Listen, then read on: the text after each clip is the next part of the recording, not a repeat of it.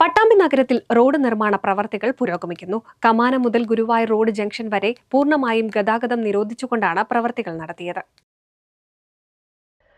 പട്ടാമ്പി നില ആശുപത്രി മുതൽ കുളപ്പുള്ളി IPT കോളേജ് വരെയുള്ള റോഡ് നവീകരണത്തിന്റെ ഭാഗമായാണ് പട്ടാമ്പി നഗരത്തിലെ പ്രവർത്തികൾ പുരോഗമിക്കുന്നത്. റെയിൽവേ കമാനം മുതൽ ഗുരുവായൂർ റോഡ് ജംഗ്ഷൻ വരെ പഴയ റോഡ് പൊളിച്ചു നീക്കി ലെവലിംഗ് പ്രവർത്തികളാണ് ആരംഭിച്ചത്.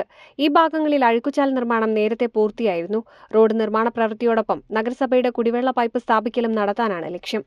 ലേബലിംഗ് പൂർത്തിയാക്കുന്ന പുറകെ റോഡ് ടാറിംഗ് നടത്തും. കമാനം മുതൽ ഗുരുവായൂർ റോഡ് ജംഗ്ഷൻ വരെ പൂർണ്ണമായും ഗതാഗതം നിരോധിച്ചുകൊണ്ടാണ് പ്രവർത്തനം.